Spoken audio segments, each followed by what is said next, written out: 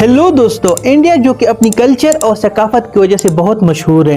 India के शहर आगरा में मुगल एम्पायर आर्किटेक्ट्स का एक ऐसा शाहकार मौजूद है जिसको पूरी दुनिया आजकल ताजमहल के नाम से जानती है। ताजमहल को दुनिया का 7वां अजूबा भी कहा जाता है। अगर आज के दौर में इसकी कीमत का अंदाजा लगाया जाए तो इस पे लगभग $1 बिलियन रुपए खर्च कर दिए गए थे। ताजमहल को आज से 400 साल पहले 1632 में शुरू की गई थी और इसको 1653 में कंप्लीट किया गया था, यानी कि इसको बनाने में 22 साल लग गए थे। एक थ्योरी के मुताबिक बताया जा रहा है कि इसमें लगभग 22,000 मजदूरों ने काम किया था। काम मुकम्मल होने के बाद शाहजहां ने उन 22,000 मजदूरों के हाथ काट दिए थे ताकि इतना खूबसूरत शाहकार ताजमहल जैसा कोई दोबारा ना बना सके। तो दोस्तों, आज की इस वीडियो में हम बात करेंगे ताजमहल के कुछ छुपी हुई राज के बारे में। तो आइए हमारे साथ जुड़ी रहिए। अगर अभी तक हमारा चैनल सब्सक्राइब नहीं किया है तो हमारे चैनल को जरूर सब्सक्राइब कर दीजिए ताकि आप किसी भी इंफॉर्मेशनल वीडियो को मिस ना कर सके। तो आइए शुरू करते हैं।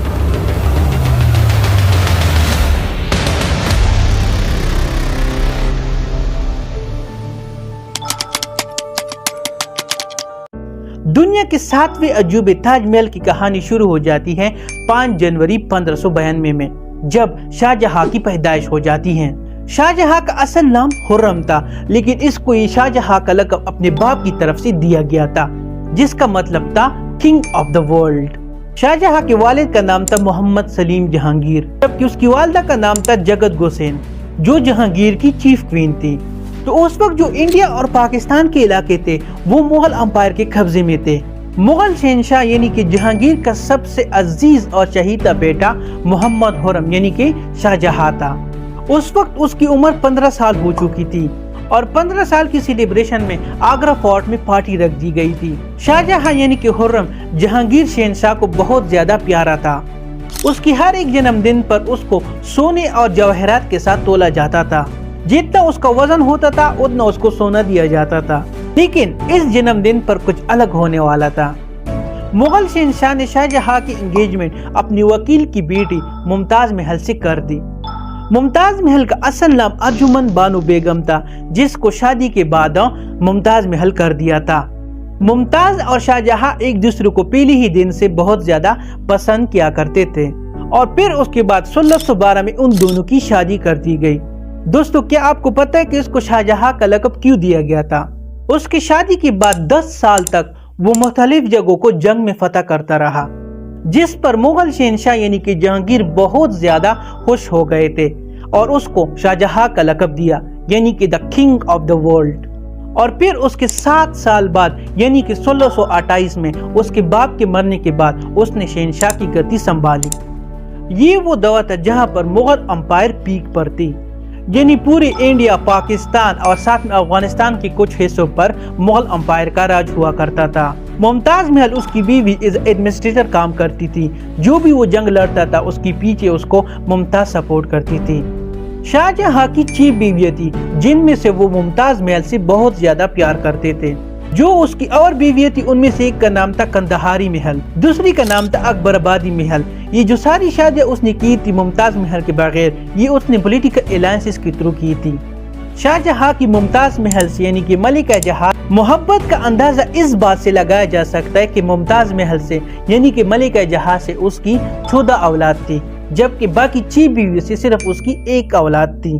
जैसे ही उसने गद्दी संभाली थी उसके 1 साल बाद फिर से दोबारा जंग शुरू हो गई थी और ये जंग 2 साल तक जारी रही और आखिर में ये जंग शाहजहां जीत गया। जब वो जंग से वापस आ रहे होते हैं तो इसी दौरान उसको एक खबर सुनाई जाती है कि मुमताज महल 14वें बच्चे को जन्म देते हुए इंतकाल कर गई। ये खबर शाहजहां के लिए इस तरह थी मानो उस पर कोई क़यामत कूद पड़ी हो।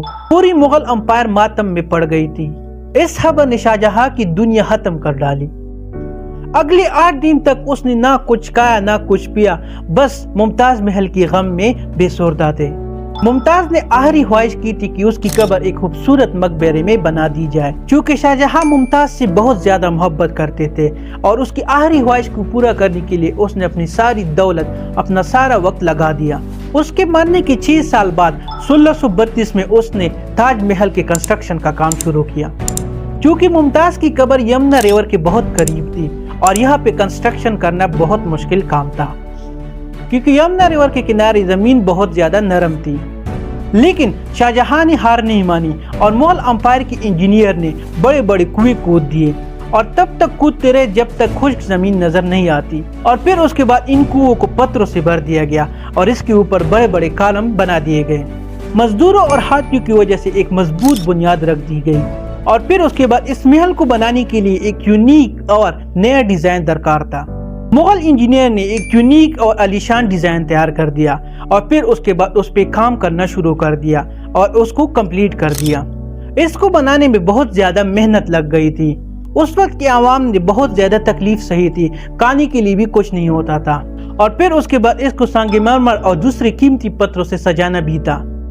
संगमरमर को 400 किलोमीटर दूर राजस्थान से लाया जाता था और साथ में दीगर पत्थरों में जिस्पर को पंजाब से लाया जाता था, जादे और क्रिस्टल को चाइना से लाया जाता था, कर्नीलियन को अरेबिया से लाया जाता था और साथ में सफीरी श्रीलंका से लाया जाता था।